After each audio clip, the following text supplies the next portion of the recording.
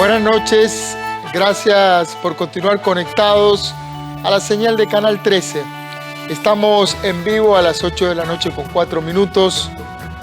Soy Ernesto Rivera. A 5 meses de las elecciones presidenciales en Nicaragua, el gobierno de Daniel Ortega endurece su ola represiva y arresta a 4 candidatos presidenciales de la oposición y a otros líderes sociales. Criminaliza el trabajo de la prensa independiente, llevando a más de 30 periodistas a interrogatorios judiciales, coloca a la policía en las calles, reforma las leyes electorales a su conveniencia y elimina así cualquier vestigio de competencia electoral que pueda afectar su reelección por un 5º periodo consecutivo. Nicaragua vive hoy momentos difíciles, muy difíciles. La tensión llegó al punto de que el secretario general de Naciones Unidas, Antonio Guterres, está pidiendo públicamente la liberación de todos los arrestados. Para entender el contexto en que este proceso ocurre, invité esta noche a la periodista Cindy Regidor, quien es máster en comunicación, ha trabajado en el diario La Prensa y como conductora en Televicentro de Nicaragua. Buenas noches, Cindy. Bienvenida a Costa Rica Noticias. Buenas noches, Ernesto. Gracias por la invitación. Cindy, 4 de los principales candidatos de la oposición fueron arrestados y no podrán competir en la elección de noviembre. Vamos por partes. ¿Quiénes son Cristiana Chamorro, Félix Maradiaga, Juan Sebastián Chamorro y Arturo Cruz? ¿Qué representan ellos en Nicaragua? Bueno, a modo general diría que representan los sectores que quieren un cambio en Nicaragua y que buscan una salida a la crisis sociopolítica que vive el país desde 2018. Y de manera específica, pues me gustaría contarte un poco de cada uno de ellos. En el caso de Cristiana Chamorro Barrios, ella es la hija de la presidenta de Nicaragua, Violeta Barrios de Chamorro, que tomó el poder en 1990, la primera presidenta del continente latinoamericano, y quien derrotó a Daniel Ortega en las urnas y luego de la revolución sandinista. Cristiana Chamorro es periodista, igual que su padre. Su padre es el mártir de las libertades públicas, Pedro Joaquín Chamorro, asesinado por la dictadura somocista en 1978. Ella es la vicepresidenta del diario La Prensa, uno de los más grandes o el más grande y más antiguo del país, y en los últimos años se había dedicado a la libertad, a la defensa de la libertad de prensa a través de la fundación que lleva el nombre de su madre, la Fundación Violeta Barrios de Chamorro. Desde ahí, pues apoyaba a periodistas de los medios independientes en formación, en capacitaciones, en financiamiento para comprar equipos, para poder mantener sus operaciones y que fueran sostenibles a lo largo del tiempo. Esa es Cristiana Chamorro, quien decidió pues presentar su candidatura de manera independiente para este noviembre, cuando se celebran las elecciones generales. En el caso de Arturo Cruz, es un catedrático, es un historiador y politólogo, es catedrático de INCAE, creo que en Costa Rica por eso le conocen un poco más. También fungió como embajador de Nicaragua en Estados Unidos para el gobierno de Daniel Ortega entre 2007 y 2009. Después de eso se retiró de la política, volvió a dar clases en INCAE hasta que decidió pues postularse y aspirar a la presidencia de la República. Algunas personas tienen ciertos resquemores precisamente por esa relación corta que tuvo con el régimen de Daniel Ortega en la diplomacia en Washington. En el caso de Félix Maradiaga, que estamos viendo en este momento, Félix es un graduado de Harvard, se tuvo que ir de Nicaragua cuando era niño para la guerra de los 80. Su padre fue un preso político en los 70 y pues se ha dedicado sobre todo a la vida en sociedad civil. Fue director de un centro de pensamiento muy importante, el Instituto de Estrategia y Estudios Políticos en Nicaragua, y pues de hace mucho tiempo también pues tiene fundaciones y está dedicado de lleno a fomentar la democracia y los derechos humanos en el país. En el caso de Juan Sebastián Chamorro, Juan Sebastián es economista, de pensamiento, pero más a la parte de economía, y formó parte de la Alianza Cívica en 2018, cuando la Iglesia Católica llamó a un diálogo entre el gobierno y la sociedad civil, que buscaba precisamente cómo detener la represión que en ese momento ha desatado el gobierno y cómo buscar una salida a ese conflicto que en ese momento pues era muy grave y que persiste. Cindy, es impresionante. Te agradezco la síntesis y la precisión de las descripciones. Lo que me impresiona de la información que nos estás compartiendo es que se trata de intelectuales, de empresarios, de personas formadas en Harvard, en universidades de primer nivel, de profesores universitarios. Y el régimen de Daniel Ortega los está acusando de lavado de dinero, de terrorismo, es decir, los está tratando como criminales directamente. Es impresionante porque el perfil es justamente el opuesto. Son personas que tienen enorme arraigo en la sociedad nicaragüense. Definitivamente, en las encuestas más recientes veíamos, por ejemplo, a Cristiana Chamorro como uno de los primeros lugares. Esto gracias en parte a que la figura de su madre, que puso final civil que había en Nicaragua, al servicio militar obligatorio, y que empezó pues la etapa post-conflicto en Nicaragua, y pues por supuesto por también esta trayectoria que ha tenido bastante pulcra o pulcra completamente. Y en el caso de los demás, de Félix, Juan Sebastián, de Arturo, realmente han sido bastante consecuentes a lo largo de su carrera en tener esa vocación de servicio para Nicaragua, para hacer de Nicaragua un mejor país desde sus diferentes ámbitos, proponiendo ideas, y realmente eran personas que de cierta manera habían tenido acercamientos con la política, pero que no habían estado involucrados de lleno en ningún partido político, por ejemplo, ni nada por el estilo. Lo que vemos hoy día es que luego de 2018, cuando finalmente la población dijo es necesario un cambio tras esta brutal represión estatal que vimos por parte del régimen de Daniel Ortega, necesitamos también buscar cómo reconfigurar esa oposición, y parte de esa reconfiguración fue precisamente ver cómo estas personas se metieron de lleno en buscar cómo organizarse para este momento. Esperaban que en este momento, en 2021, hubiera una elección que permitiera una transición pacífica, una salida a la crisis que fuese democrática. Otra de las cosas que impresiona, Cindy, es que en el caso concreto de Cristiana Chamorro no ha tenido acceso a su abogada. Ella está arrestada en arresto domiciliario con policía en la puerta, y esa policía le ha impedido el acceso a la abogada, a la vivienda. Lo mismo le ha ocurrido a los demás. Es decir, son personas que están detenidas por excusas legales, por leyes creadas para ofrecer un marco legal para poder detener opositores, pero además se les está privando el acceso a un abogado.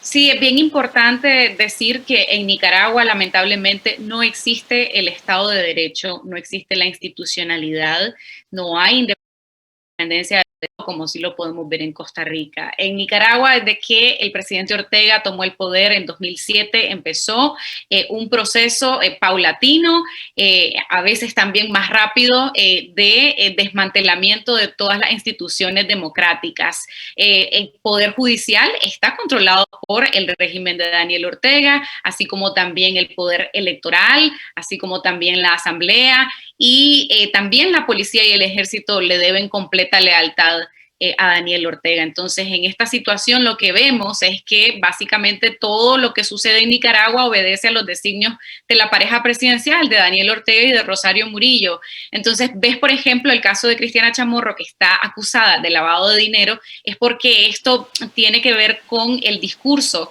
del régimen, en donde dice que los medios independientes no son independientes y que ellos buscan cómo simplemente crear una retórica para este intento de golpe de Estado, que es como le llaman a las protestas que ocurrieron en su contra en 2018, y que además están financiadas por Estados Unidos. Entonces, por ahí va la lógica y que además pues obviamente son personas corruptas, es lo que ellos quieren vender. Y en el caso de los demás, les están aplicando una ley de soberanía, la ley 1055, una ley que aprobaron el año pasado junto con otras dos leyes que directamente, si vos ves lo que dicen, están hechas para poder amedrentar, intimidar y en este caso incluso aplicar a la población que continúa insistiendo en desafiar o en disentir con el régimen. Precisamente, Cindy, la clave para entender esta ola de arrestos es que a finales del año pasado, en octubre y en diciembre, se promulgaron dos leyes y se reformaron normas del Tribunal Supremo Electoral en Nicaragua. Si nos podés contar un poco a qué apuntaron esos cambios. Sí, los cambios que se hicieron el año pasado, como te decías, eran 3 leyes. Una de ellas es la de ciberdelitos y con esa lo que buscan es, según ellos, según el régimen, regular el tema de las fake news y la incitación al terror o al odio. Y aquí la amenaza es directa contra periodistas y contra ciudadanos también que denuncian a través de las redes con cárcel. Decirles que pueden pues, echarlos presos o pagar grandes multas falsas o noticias que están instigando al terror en la población. También castigan la filtración de información pública. Esto es bien importante. Los periodistas en Nicaragua no tienen acceso a la información pública básicamente desde que entró igual Daniel Ortega al poder en 2007. Es técnicamente imposible acceder a informes oficiales de los ministerios, a pedir entrevistas a los funcionarios, eso no existe. Toda la información está únicamente concentrada a través de los medios de propaganda. La otra ley es la ley de el establecimiento de la cadena perpetua que no existía en Nicaragua. ¿Para quién? Para quienes cometan crímenes de odio. Y igual, en la retórica del presidente Ortega, quienes han cometido crímenes de odio son las personas que protestaron en su contra en 2018. Otra ley es la ley de agentes extranjeros con la cual criminalizan las organizaciones que reciban fondos de cooperación internacional. Fue por eso que varias organizaciones cerraron, entre ellas la Fundación Violeta Barrios, que dirigía Cristiana Chamorro. Y luego esta ley que le llaman guillotina, que es la ley 1055 de la soberanía, vamos a inhibir, no pueden optar a cargos populares, de elección popular, las personas que hayan traicionado la soberanía, que hayan aplaudido las sanciones impuestas contra Nicaragua o contra sus ciudadanos, las personas que hayan buscado cómo socavar la soberanía del país, esas personas que han hecho intento de golpe de Estado, una retórica pues que tiene que ver con lo mismo, ¿verdad?, que habla Daniel Ortega y Rosario Murillo, y en donde básicamente lo que buscaban era lo que estamos viendo hoy, que las personas que habían participado de la rebelión popular, la rebelión cívica de 2018, no pudieran hoy optar a cargos. Y bueno, además esto lo conectan con la traición a la patria, que por eso incluso existe pena de hasta de varios años en la cárcel. Entonces, estas personas ahora están, ¿verdad?, detenidas, no las han podido ver, en algunos casos algunas incluso las golpearon, y no se sabe muy bien cómo van a proceder, pero lo que dice, ¿verdad?, esta fiscalía controlada por el régimen es que están acusadas bajo esta ley por su participación básicamente en esa rebelión de abril, y en el caso de Arturo Cruz por haber estado en Washington, D.C. y haber dicho que se había reunido con algunas personas cercanas al gobierno de Estados Unidos y comentar cuál era la situación en Nicaragua.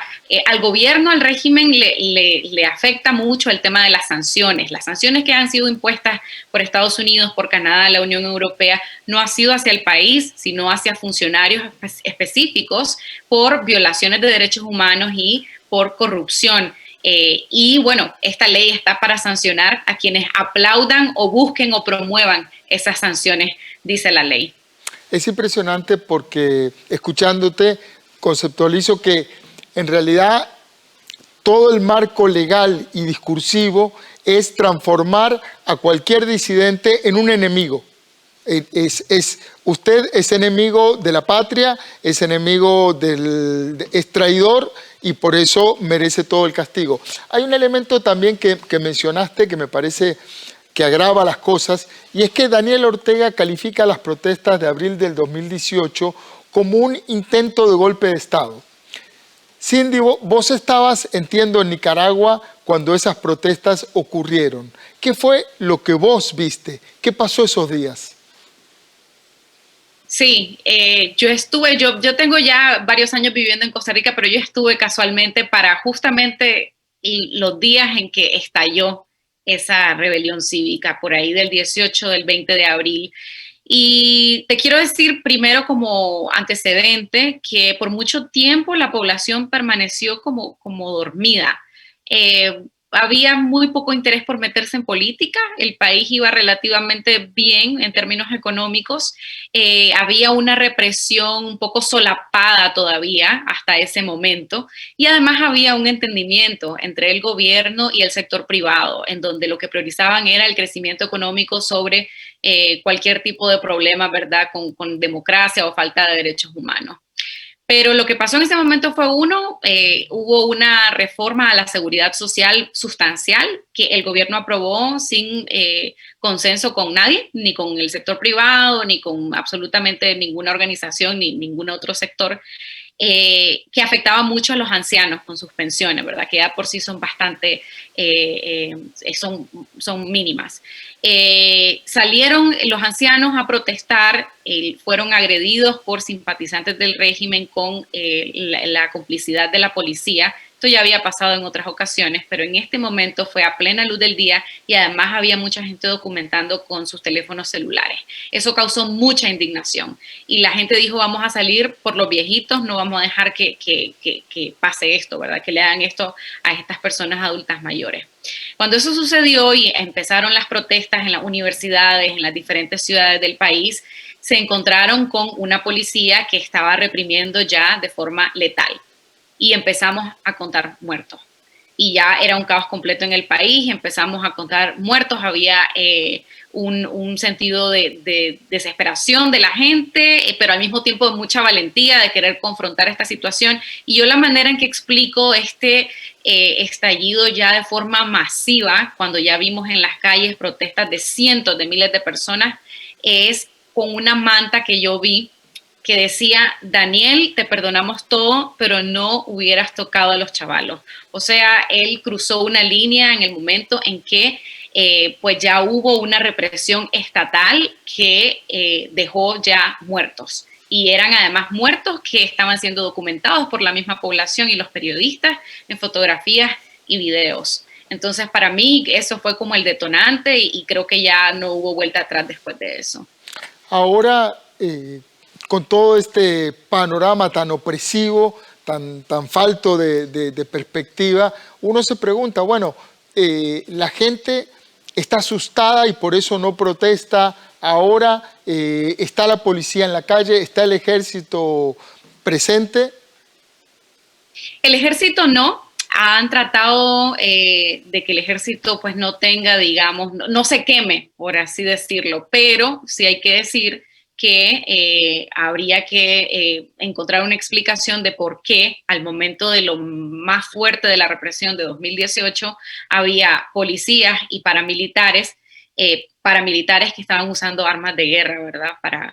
Para reprimir. Entonces, esa es una parte que en el caso, por ejemplo, del gobierno de Estados Unidos se atreve a decir que hubo participación del ejército en ese momento. Pero hoy día no hay, digamos, militares en las calles. Policías sí, esto es bien importante decirlo. A veces a la gente se le olvida o cree que tal vez después de lo 2018 en Nicaragua se calmó. No.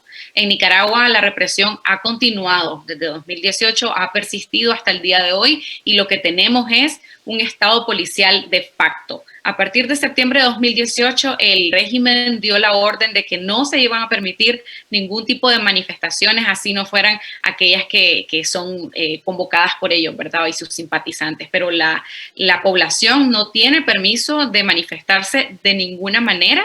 Y si uno trata, vos ves que hay personas que de repente hacen lo que llaman un plantón expreso, un piquete express, que es un grupo pequeño de personas que se reúne, se manifiesta muy rápido y se va, porque inmediatamente llega la policía y de repente puede detener personas que terminan siendo presas políticas, pueden haber agresiones, los periodistas que cubren esos piquetes pueden exponerse a que a la misma policía incluso les agreda o les decomise sus libretas, sus celulares. O sea, una situación bien tensa en donde no se puede tener ningún tipo de vida política ni expresión. Los candidatos, estos aspirantes que hoy día están detenidos, así como los otros opositores que también capturaron después, pues vivían siempre asediados por la policía, camionetas con policías, patrullas afuera de su casa, incluso de repente si querían les imponían Managua por cárcel. No podía salir el precandidato Arturo Cruz de su casa porque pues ya había dicho la policía que eso estaba prohibido, o Félix Maradiaga, Juan Sebastián Chamorro,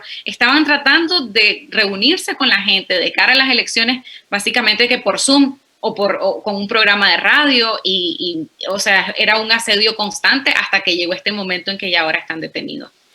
Cindy, muchas veces se habla del gobierno de la familia Ortega. ¿Por qué? ¿Qué participación tienen sus hijos y su esposa Rosario Murillo en temas públicos? Los hijos, bueno, la pareja presidencial, ¿verdad? Sin duda tenés al presidente Daniel Ortega y a la vicepresidenta Rosario Murillo, tal cual y como si fuera House of Cards.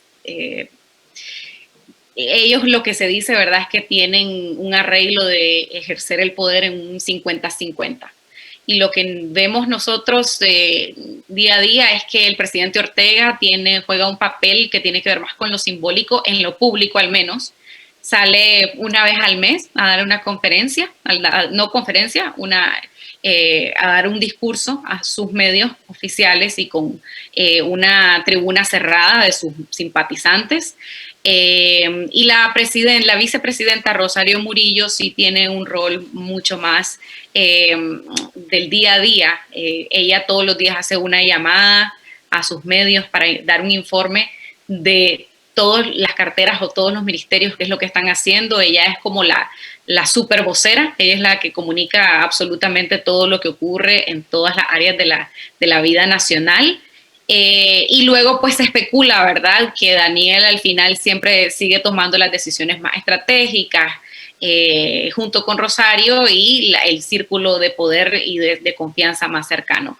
Los hijos tienen casi que cada uno un medio de comunicación a cargo suyo. Los medios de comunicación en Nicaragua hoy día están controlados en su mayoría por los hijos de Daniel Ortega o bien por allegados o aliados o personas que prefieren mantenerse al margen, no presentar ningún tipo de contenido que tenga que ver con política. Yo no diría que los hijos en particular tengan alguna función muy específica dentro del gobierno como tal vez un poco más estratégica. Un Laureano Ortega que estuvo en su momento a cargo de ProNicaragua, que era una agencia que promovía la inversión extranjera supuestamente. Y luego tenés a otros que más bien están encargados como de los negocios propios de la familia del partido. También hay una fuerte confusión familia, partido y Estado, entonces también cuesta un poco hacer esa diferencia, pero tenés tal vez a un hijo como Rafael Ortega Murillo, que está sancionado por Estados Unidos, que tiene que ver más con la administración de estos negocios, de los cuales no sabemos muy bien, como te digo, a quién le pertenecen. Tenés luego tal vez a otros un poco más metidos en el tema político y que están más en el rollo retórico, como un Juan Carlos Ortega, que también tiene un canal de televisión a su cargo, pero que además pues tiene una vida más activa en redes sociales, en donde pues discute y debate y pone las ideas de sus padres, ¿verdad? Y las defiende frente a los ciudadanos opositores. Cindy, se nos acabó el tiempo, pero quería agradecerte y también a través tuyo, vos vivís en Costa Rica desde hace mucho tiempo. Aquí hay miles de hermanos nicaragüenses, de ciudadanos nicaragüenses que vinieron después de la represión del 2018. Otros estaban aquí desde antes, pero hay una fuerte oleada migratoria que llegó producto de la represión y que no ha podido volver. Enviarles también a través tuyo a ellos, a esa gente, nuestro cariño, nuestra solidaridad, y ojalá que pronto encontremos una manera de ayudar a la gente que está viviendo hoy en Nicaragua. Gracias, Ernesto. Gracias de verdad por el espacio. Significa mucho. Nicaragua necesita que el mundo entero sepa lo que está pasando y que ojalá se puedan promover cambios sustanciales precisamente para que los ciudadanos en Nicaragua estén bien, para que las personas que estamos aquí, los migrantes, también sepamos que nuestras familias allá se encuentran bien y a lo mejor también muchos puedan regresar cuando tengamos un mejor país, un país democrático, con derechos humanos y en libertad. Gracias. Cindy Regidor, buenas noches. Y a ustedes también las buenas noches y las gracias por estar ahí. Recuerde, trabajamos para usted. Somos la televisión pública de Costa Rica. Conversa con Ernesto Rivera.